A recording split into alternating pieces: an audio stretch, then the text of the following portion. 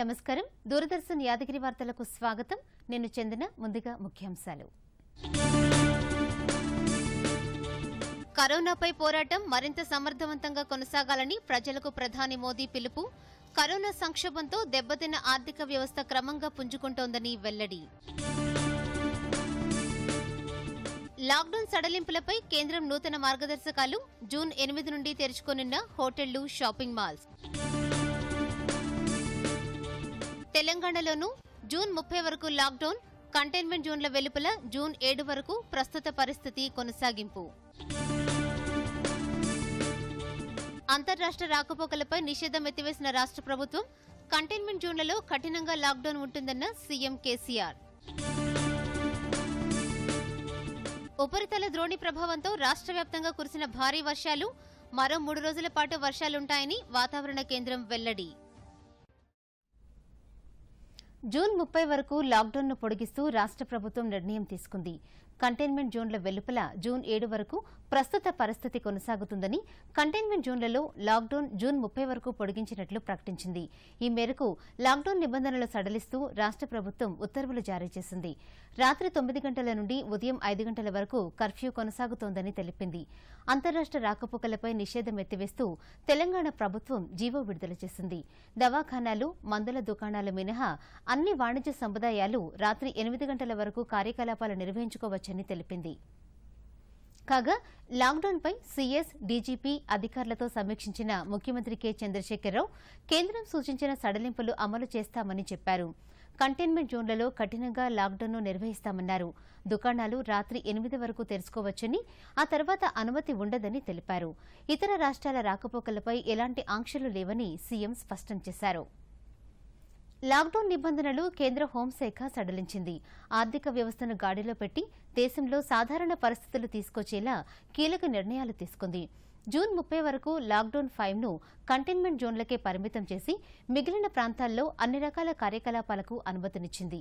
June 8 తర్వాత ప్రార్థనా స్థలాలు, షాపింగ్ మాల్స్, హోటళ్లు, రెస్టారెంట్లు తెరుచుకోవటానికి అనుమతులిచ్చింది. విద్యా సంస్థల పునఃప్రారంభంపై మాత్రం జూలైలో నిర్ణయం తీసుకోనున్నట్లు వెల్లడించింది.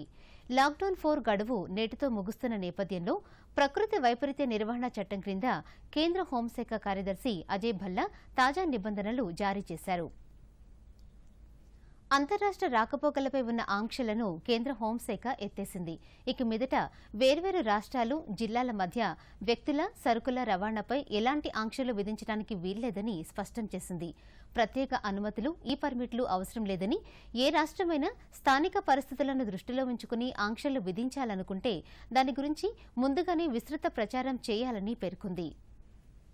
ఇళ్ల నుండి బయటకు వచ్చే వారందరూ మాస్కులు తప్పనిసరిగా వాడాలని, 6 అడుగుల భౌతిక దూరం పాటించాలని స్పష్టం చేసింది. సభలు, సమావేశాలపై నిషేధం కొనసాగుతుందని, వివాహ సంబంధ కార్యక్రమాల్లో 50 మంది, అంత్యక్రియల్లో 20 మందికి మించి పాల్గొనకూడదని సూచించింది. ఇక లాక్డౌన్ తొలిదశలో భాగంగా దేశమంతటా కర్ఫ్యూ రాత్రి 9 నుండి ఉదయం 5 వరకే అమలవుతుందని హోంశాఖ తెలిపింది. అత్యవసర కార్యకలాపాలకు మినహాయింపు ఉంటుందని పేర్కొంది. 2వ దశలో రాష్ట్రాలతో సంప్రదించిన తర్వాత విద్యా సంస్థలు, కోచింగ్ కేంద్రాలు తెరవడంపై జూలైలో నిర్ణయం తీసుకోనున్నట్లు వెల్లడించింది. అంతర్జాతీయ ప్రయాణాలపై జూన్ 30 వరకు నిషేధం కొనసాగుతుంది. మెట్రో రైళ్లు, వ్యాయామశాలలు, ఈత కొలనులు, వినోద పార్కులు, థియేటర్లు, బార్లు, ఆడిటోరియాల నిర్వహణపై పరిస్థితులకు అనుగుణంగా నిర్ణయం తీసుకుంటామని పేర్కొంది. ప్రధానమంత్రి నరేంద్ర మోదీ ప్రతి నెల చివరి ఆదివారం తన మనసులోని భావాలను పంచుకునే మన్ కీ బాత్ కార్యక్రమంలో వివిధ అంశాలపై మాట్లాడారు. కరోనా ప్రభావంతో జనం పడుతున్న ఇబ్బందులు, వలస కార్మికుల వెతలు, చిన్న వ్యాపారుల కష్టాలు తదితర అంశాలను ప్రస్తావిస్తూ సమిష్టి పోరాటంతో కరోనాను పారదోలుదామని పిలుపునిచ్చారు. ఇటీవల ప్రకటించిన సడలింపులతో రవాణా వ్యవస్థ పునరుద్దరణ జరిగిందని, ఫలితంగా వలస కూలీలు, కార్మికులు, లాక్డౌన్ కారణంగా ఇతర ప్రాంతాల్లో చిక్కుకున్న వారంతా సొంత ప్రాంతాలకు తరలి వెళుతున్నారని మోదీ గుర్తు చేశారు. మనం ప్రపంచం వైపు చూస్తే ఇతర దేశాలు మన వైపు చూస్తున్నాయని, మన దేశంలో సవాళ్లు కూడా ఎన్నో రకాలుగా ఎదురవుతున్నప్పటికీ ఇతర దేశాల్లో లాగా మన దేశంలో కరోనా అంత వేగంగా విస్తరించలేకపోయిందని అన్నారు. हवाई जहाज उड़ने लगे हैं, धीरे धीरे उद्योग भी चलना शुरू हुआ है, यानी अर्थव्यवस्था का एक बड़ा हिस्सा अब चल पड़ा है, खुल गया है। ऐसे में हमें और ज्यादा सतर्क रहने की आवश्यकता है। 2 गज की दूरी का नियम हो, मुंह पर मास्क लगाने की बात हो सके तो वहां तक घर में रहना हो, ये सारी बातों का पालन, उसमें जरा भी ढिलाई नहीं बरतनी चाहिए। देश में सबके सामूहिक प्रयासों से कोरोना के खिलाफ लड़ाई बहुत मजबूती से लड़ी जा रही है। जब हम दुनिया की तरफ देखते हैं तो हमें अनुभव होता है कि वास्तव में भारतवासियों की उपलब्धि कितनी बड़ी है। हमारी जनसंख्या ज्यादातर देशों से कई गुना ज्यादा है। हमारे देश में चुनौतियां भी भिन्न प्रकार की हैं, लेकिन फिर भी हमारे देश में कोरोना उतनी तेजी से नहीं फैल पाया जितना दुनिया के अन्य देशों में फैला। कोरोना से होने वाली मृत्यु दर भी हमारे देश में काफी कम है। కరోనాపై మన డాక్టర్లు, నర్సింగ్ సిబ్బంది, పారిశుద్ధ్య కార్మికులు, పోలీసులు, మీడియా సహచరులు సమిష్టిగా చేస్తున్న పోరాటంలో సత్ఫలితాలిస్తోందని ప్రధానమంత్రి నరేంద్ర మోదీ గుర్తు చేశారు. భవిష్యత్తులో మరింత జాగ్రత్తగా ఉండాలని సూచించారు. కరోనా సంక్షోభంతో దెబ్బతిన్న ఆర్థిక వ్యవస్థ క్రమంగా పుంజుకుంటోందని తెలిపారు. ప్రతి ఒక్కరూ భౌతిక దూరం పాటిస్తూ మాస్కులు తప్పనిసరిగా ధరించాలని కోరారు. मेहनत की कमाई से इन्होंने अपनी बेटी की पढ़ाई के लिए 5 लाख रुपए बचाए थे, लेकिन इन्होंने ये पूरी राशि इस समय जरूरतमंदों, गरीबों की सेवा के लिए खर्च कर दी। गौतम दास जी अपनी रोजमर्रा की कमाई की बचत में से हर रोज दाल चावल खरीदकर जरूरतमंदों को खाना खिला रहे हैं। पंजाब के पठानकोट से भी एक ऐसा ही उदाहरण मुझे पता चला। यहाँ दिव्यांग भाई राजू ने दूसरों की मदद से जोड़ी गई छोटी सी पूंजी से 3000 से अधिक मास्क बनवाकर लोगों में बांटे। भाई राजू ने इस मुश्किल समय में करीब 100 परिवारों के लिए खाने का राशन भी जुटाया। ऐसे सभी लोगों की मैं प्रशंसा करता हूं, उनका आदर करता हूं। उनका వలస కార్మికుల వ్యథలపై కూడా ప్రధాని మన్ కీ బాత్ వేదికగా ప్రస్తావించారు. కరోనా కాలంలో వలస కార్మికులు ఎదుర్కొన్న కష్టాలను చూస్తుంటే మైగ్రేషన్ కమిషన్ ఏర్పాటు చేయాలన్న ఆలోచన సాగుతోందని పేర్కొన్నారు. మేక్ ఇన్ ఇండియాకు దోహదం చేసే విధంగా ప్రతి ఒక్కరూ తమ సంకల్ప బలాన్ని తెలియజేశారన్నారు. కరోనా సమయంలో ఎంతో మంది కొత్త కొత్త ఆవిష్కరణలకు నాంది పలికారని గుర్తు చేశారు. खरीद रहे हैं और वोकल फॉर लोकल को प्रमोट भी कर रहे हैं। मेक इन इंडिया को बढ़ावा मिले, इसके लिए सब कोई अपना अपना संकल्प जता रहा है। बिहार के हमारे एक साथी श्रीमान हिमांशु ने मुझे नमो ऐप पर लिखा है कि वो एक ऐसा दिन देखना चाहते हैं जब भारत विदेश से आने वाले आयात को कम से कम कर दे, चाहे पेट्रोल डीजल ईंधन का आयात हो, इलेक्ट्रॉनिक आइटम्स का आयात हो, यूरिया का आयात हो या फिर खाद्य तेल का आयात हो। मैं उनकी भावनाओं को समझता हूं। हमारे देश में कितनी ही ऐसी चीजें बाहर से आती हैं जिन पर हमारे ईमानदार टैक्स पेयर्स का पैसा खर्च होता है, जिनका विकल्प हम आसानी से भारत में तैयार कर सकते हैं। असम के सुदीप ने मुझे लिखा है कि वो महिलाओं के बनाए हुए लोकल बैम्बू प्रोडक्ट्स का व्यापार करते हैं और उन्होंने तय किया है कि आने वाले 2 वर्ष में वे अपने बैम्बू प्रोडक्ट को एक ग्लोबल ब्रांड बनाएंगे। मुझे पूरा भरोसा है आत्मनिर्भर भारत अभियान इस दशक में देश को नई सही में శ్వాస వ్యవస్థపై ఎక్కువ ప్రభావం చూపే కరోనా నుండి తప్పించుకోవాలంటే యోగానే అత్యుత్తమ మార్గమని ప్రధాని మోదీ అన్నారు. ఆరోగ్యం పట్ల అవగాహన, అప్రమత్తత ఉండాలని ప్రజలకు సూచించారు. యోగాను, ఆయుర్వేదాన్ని జీవితంలో భాగంగా చేసుకోవాలని కోరారు. వాతావరణంలో సంభవిస్తున్న మార్పులను మోదీ ప్రత్యేకంగా ప్రస్తావిస్తూ కాలుష్యరహిత భారత్ కోసం ప్రతి ఒక్కరూ కృషి చేయాలన్నారు. प्राणायाम है जिनका असर हम लंबे समय से देखते आ रहे हैं। ये टाइम टेस्टेड टेक्निक्स हैं जिसका अपना अलग महत्व है। कपालभाति और अनुलोम विलोम प्राणायाम से अधिकतर लोग परिचित होंगे, लेकिन भस्त्रिका, शीतली, भ्रामरी जैसे कई प्राणायाम के प्रकार है, जिसके अनेक लाभ भी है। वैसे आपके जीवन में योग को बढ़ाने के लिए आयुष मंत्रालय ने भी इस बार एक अनोखा प्रयोग किया है। आयुष मंत्रालय ने माय लाइफ माय योग नाम से अंतर्राष्ट्रीय वीडियो ब्लॉग उसकी प्रतियोगिता शुरू की है। भारत ही नहीं, पूरी दुनिया के लोग इस प्रतियोगिता में हिस्सा ले सकते हैं। इसमें हिस्सा लेने के लिए आपको अपना 3 मिनट का एक वीडियो बना करके अपलोड करना होगा। इस वीडियो में आप जो योग या आसन करते हो वो करते हुए दिखाना है और योग से आपके जीवन में जो बदलाव आया है उसके बारे में भी बताना है। मेरा आपसे अनुरोध है, आप सभी इस प्रतियोगिता में अवश्य भाग लें और इस नए तरीके से अंतर्राष्ट्रीय योग दिवस में आप हिस्सेदार बनिए। కేంద్ర ప్రభుత్వం ప్రతిష్టాత్మకంగా అమలు చేస్తున్న ఆయుష్మాన్ భారత్ గురించి మన్ కీ బాత్లో మోదీ ప్రత్యేకంగా ప్రస్తావించారు. కష్టాల కడగండ్లు ఎదుర్కొన్న ఎంతో మంది ఆయుష్మాన్ భారత్ ద్వారా బయటపడ్డ ఎన్నో కుటుంబాల గాథలు ఇందుకు ఉదాహరణగా పేర్కొన్నారు. ఆయుష్మాన్ భారత్ క్రింద ఏ నిరుపేదలైతే ఉచిత చికిత్స పొందారో, ఎవరి జీవితాలకైతే సుఖ సంతోషాలు లభించాయో ఆ పుణ్యానికి అసలు హక్కుదారులు ప్రజలేనని మోదీ అన్నారు. ऐसे में बच्चे का इलाज कराना बहुत कठिन हो रहा था, लेकिन आयुष्मान भारत योजना से अब उनके बेटे का मुफ्त इलाज हो गया है। कुछ इसी तरह का अनुभव पुडुचेरी की अमूर्था वल्ली जी का भी है। उनके लिए भी आयुष्मान भारत योजना संकट मोचक बनकर आई है।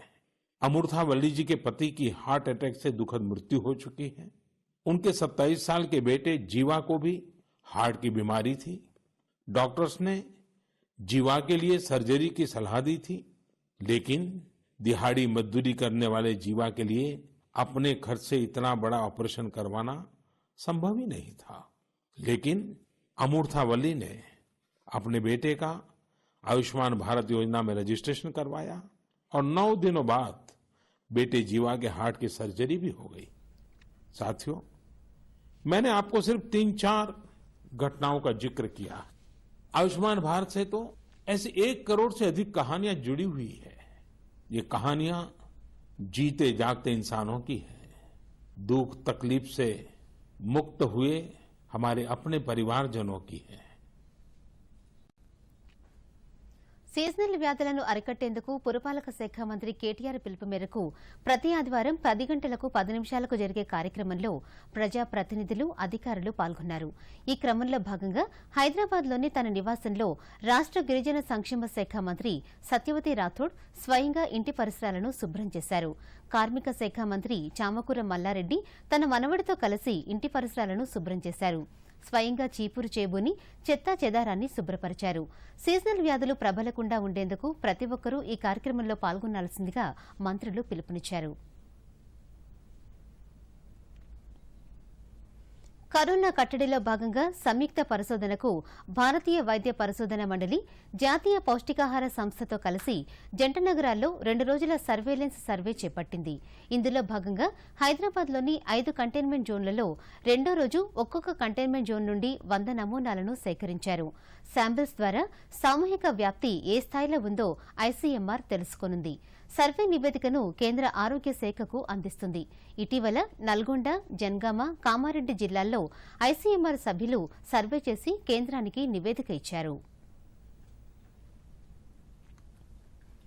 రాష్ట ప్రభుత్వం రైతు బంధు ఇవ్వలేని పరిస్థితిలో ఉందని, అందుకే చెప్పిన పంటనే వేయాలని ముఖ్యమంత్రి రైతులకు ఆంక్షలు పెడుతున్నారని బీజేపీ రాష్ట అధ్యక్షుడు బండి సంజయ్ మండిపడ్డారు.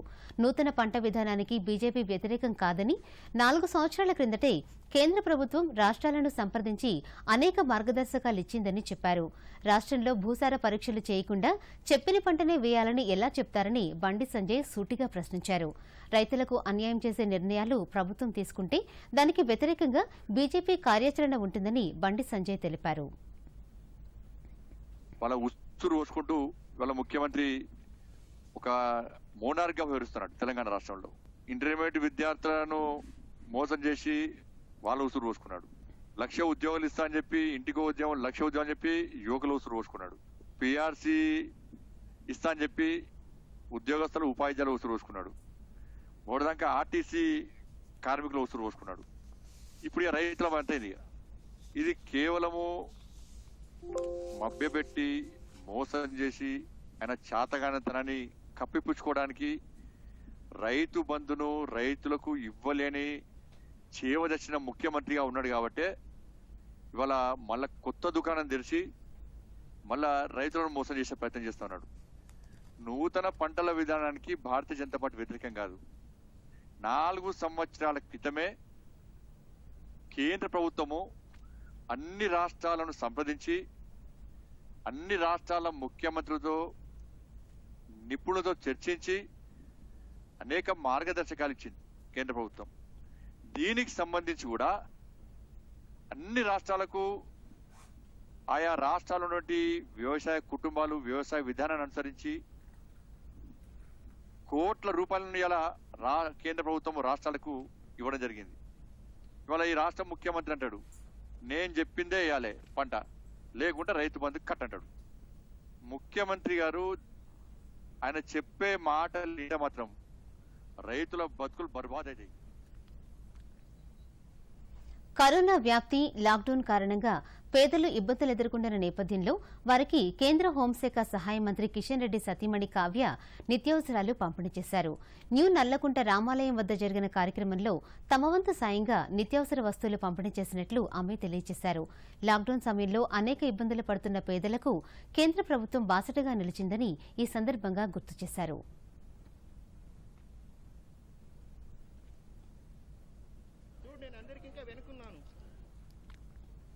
ఉపరితల ద్రోణి ప్రభావంతో రాష్ట్ర వ్యాప్తంగా ఈరోజు భారీ వర్షాలు పడ్డాయి. పలు జిల్లాల్లో వర్షం బీభత్సం సృష్టించింది. కొనుగోలు కేంద్రాల్లోని ధాన్యం తడిసి ముద్దయింది. ఈదురుగాలులకు పలుచోట్ల విద్యుత్ స్తంభాలు, చెట్లు నేలకూలాయి. రామగుండం పారిశ్రామిక ప్రాంతంలో కుండపోతగా వర్షం కురిసింది. నాగర్ కర్నూలు జిల్లాలోని ఉమామహేశ్వరంలో పలు చెట్లు నేలకూలాయి. కొండనాగులలో పిడుగుపడి ఆవు మృతి చెందింది. ఇన్ని రోజులు ఎండలతో సతమతమైన ప్రజలు కురుస్తున్న వర్షాలతో ఉపశమనం పొందారు. ఎండలు, వడగాల్పులతో ఉక్కిరిబిక్కిరైన హైదరాబాద్లో ఒక్కసారిగా వాతావరణం చల్లబడింది. మధ్యాహ్నం సమయంలో గంటన్నరకు పైగా కుండపోత వర్షం కురిసింది. ఈ భారీ వర్షానికి నగరం తడిసి ముద్దైంది. భారీ వర్షానికి లోతట్టు ప్రాంతాలు జలమయమయ్యాయి. ఇండ్లలోకి వర్షపు నీరు చేరడంతో ప్రజలు తీవ్ర ఇబ్బందులు ఎదుర్కొన్నారు. విద్యుత్ సరఫరాకు అంతరాయం కలిగింది. రోడ్లపై నీరు నిలిచిపోవడంతో వాహనదారులు ఇబ్బందులు పడ్డారు. భారీ వర్షం కురియడంతో జీహెచ్ఎంసీ అధికారులు అప్రమత్తమయ్యారు. మాన్సూన్ అత్యవసర బృందాలను రంగంలోకి దింపి సహాయక చర్యలు చేపట్టారు.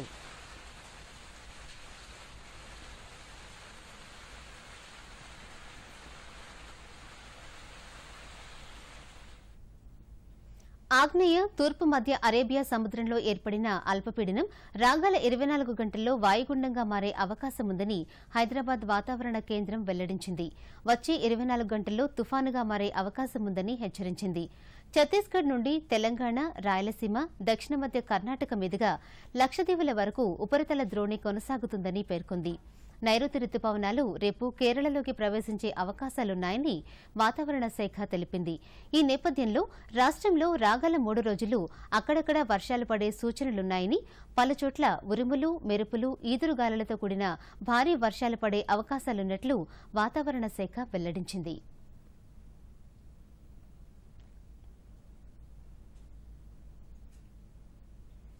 కాళేశ్వరం ప్రాజెక్టులో భాగంగా నిర్మల్ జిల్లాలోని గుండంపల్లి వద్ద నిర్మిస్తున్న పంప్ హౌస్ ను మంత్రి ఇంద్రకరణ్ రెడ్డి, ముఖ్యమంత్రి ఓఎస్టీ శ్రీధర్రావు వాండేలు పరిశీలించారు. పంటకాలువ నిర్మాణం, పనుల పురోగతిని అధికారులను అడిగి తెలుసుకున్నారు. గోదావరి ఆధారితంగా నిర్మల్ జిల్లాలో చేపట్టిన పంటకాలువ పనుల్లో వేగం పెంచాలని అధికారులను ఆదేశించారు.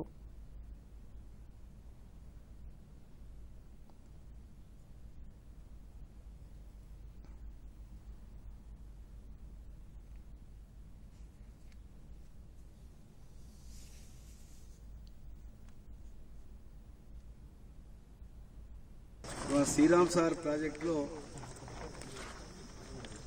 నిర్మల్కు చెందినటువంటి 30 గ్రామాలప్పుడు మునిగిపోయినాయి. దాని తర్వాత ముథోర్లో ఒక 22 గ్రామాలు పూర్తిగా కొన్ని పాక్షికంగా.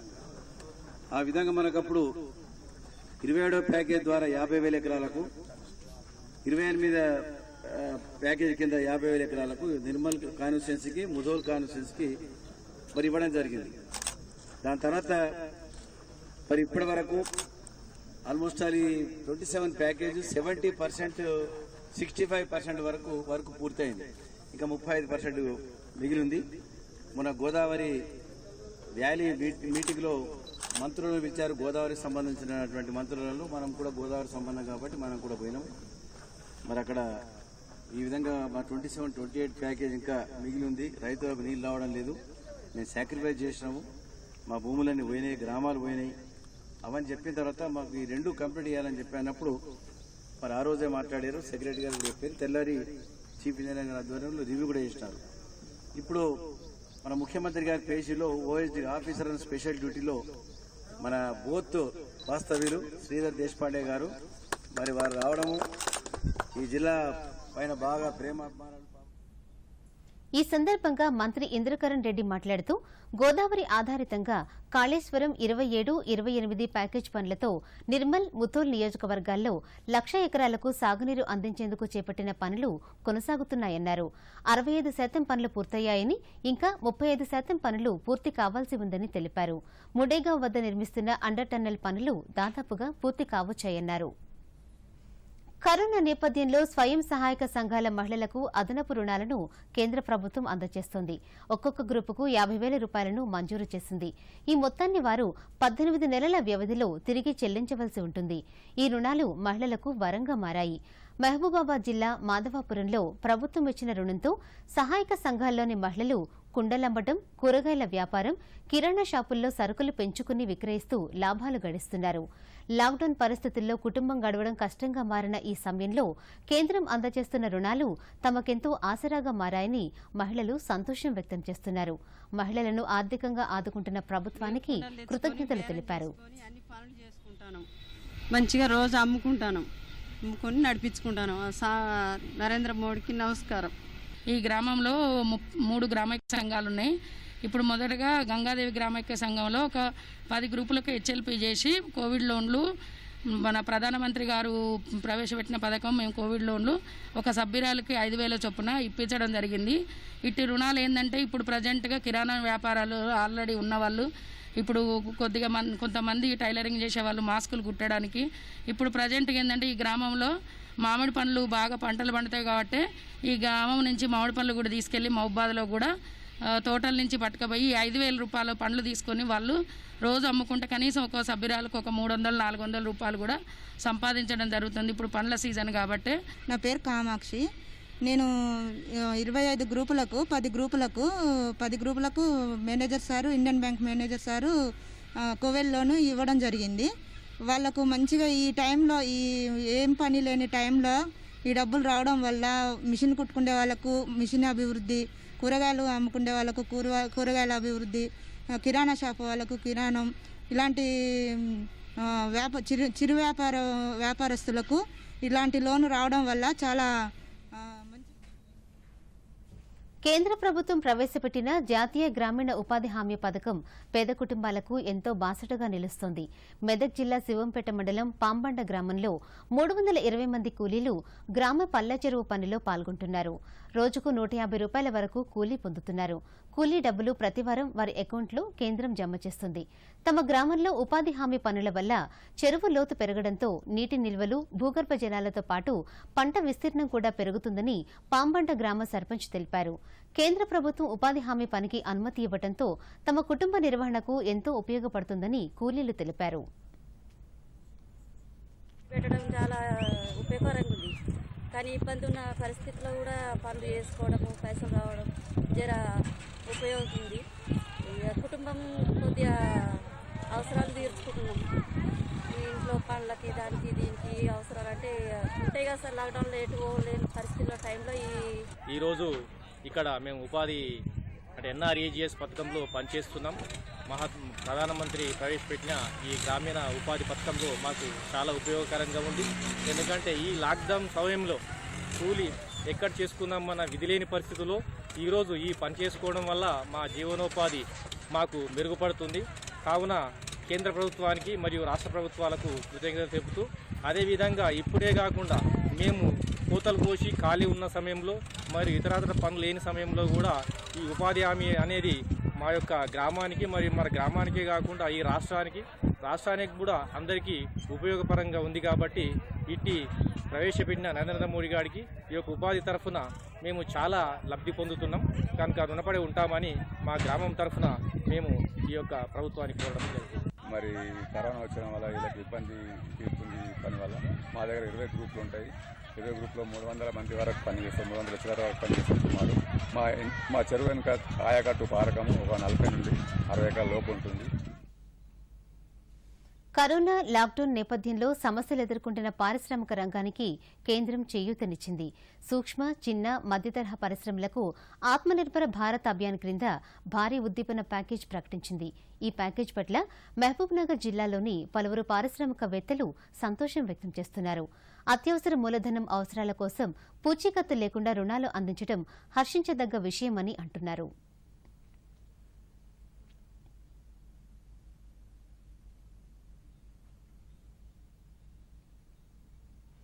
కరోనా లాక్డౌన్ నేపథ్యంలో ప్రముఖ పుణ్యక్షేత్రం తిరుమల ఆలయం దర్శనం నిలిపివేసిన టీటీడీ భక్తులకు లడ్డూ ప్రసాదం అందుబాటులోకి తీసుకొచ్చింది. ఇందులో భాగంగా హైదరాబాద్లోని హిమాయత్ నగర్ బాలాజీ భవన్లో లడ్డూలను విక్రయిస్తున్నారు. ఒక్కో లడ్డూ 25 రూపాయల చొప్పున ప్రతి భక్తునికి గరిష్టంగా 10 లడ్డూలు విక్రయిస్తున్నారు. లడ్డూ కోసం వచ్చే భక్తులు తప్పనిసరిగా మాస్క్ ధరించాలని, భౌతిక దూరం పాటించాలని నిర్వాహకులు తెలిపారు.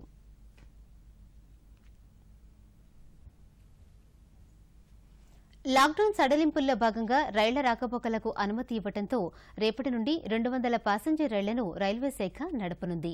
దాదాపు 1.5 లక్షల మంది వీటిల్లో ప్రయాణించనున్నారు. ఇప్పటి వరకు 25,82,671 మంది టికెట్లను బుక్ చేసుకున్నట్లు రైల్వే శాఖ తెలిపింది. కాగా కరోనా వ్యాప్తి నేపథ్యంలో ప్రత్యేక రైళ్లలో ప్రయాణించాలనుకునే వారికి దక్షిణ మధ్య రైల్వే పలు సూచనలు చేసింది. రైలు బయలుదేరటానికి 90 నిమిషాల ముందే స్టేషన్కు రావాలని ప్రయాణికులకు సూచించింది.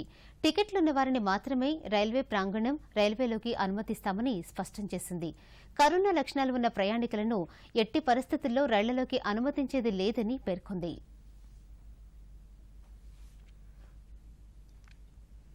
అమెరికాలో జాత్యహంకారంపై నిరసనలు కొనసాగుతున్నాయి. మిన్నెపోలిస్లో పోలీసుల చేతిలో మృతి చెందిన జార్జ్ ఫ్లాయిడ్కు న్యాయం చేయాలంటూ దేశవ్యాప్తంగా ప్రజలు పెద్ద ఎత్తున రోడ్లపైకి వచ్చి నిరసనల్లో పాల్గొంటున్నారు. కొన్ని చోట్ల శాంతియుతంగా జరుగుతుండగా మరికొన్ని చోట్ల హింసాత్మక ఘటనలు నెలకొంటున్నాయి. దీంతో 17 నగరాల్లో దాదాపు 1400 మందిని అరెస్ట్ చేశారు. ఫ్లాయిడ్కు న్యాయం చేయాలంటూ ప్రజలు భారీ సంఖ్యలో నిరసన కార్యక్రమాల్లో పాల్గొంటుండటంతో ఫ్లాయిడ్ మరణానికి కారణమైన పోలీస్ అధికారిపై హత్య కేసు నమోదు చేసి అరెస్టు చేశారు.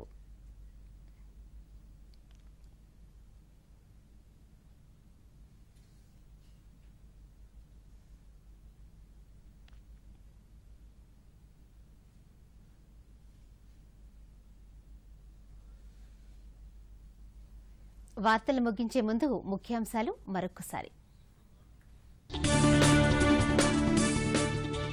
కరోనాపై పోరాటం మరింత సమర్థవంతంగా కొనసాగాలని ప్రజలకు ప్రధాని మోదీ పిలుపు. కరోనా సంక్షోభంతో దెబ్బతిన్న ఆర్థిక వ్యవస్థ క్రమంగా పుంజుకుంటోందని వెల్లడి. లాక్డౌన్ సడలింపులపై కేంద్రం నూతన మార్గదర్శకాలు. జూన్ 8 నుండి తెరుచుకోనున్న హోటళ్లు, షాపింగ్ మాల్స్. తెలంగాణలోనూ జూన్ 30 వరకు లాక్డౌన్. కంటైన్మెంట్ జోన్ల వెలుపల జూన్ 7 వరకు ప్రస్తుత పరిస్థితి కొనసాగింపు. అంతర్రాష్ట్ర రాకపోకలపై నిషేధం ఎత్తివేసిన రాష్ట్ర ప్రభుత్వం. కంటైన్మెంట్ జోన్లలో కఠినంగా లాక్డౌన్ ఉంటుందన్న సీఎం కేసీఆర్. ఉపరితల ద్రోణి ప్రభావంతో రాష్ట్ర వ్యాప్తంగా కురిసిన భారీ వర్షాలు. మరో 3 రోజుల పాటు వర్షాలుంటాయని వాతావరణ కేంద్రం వెల్లడి.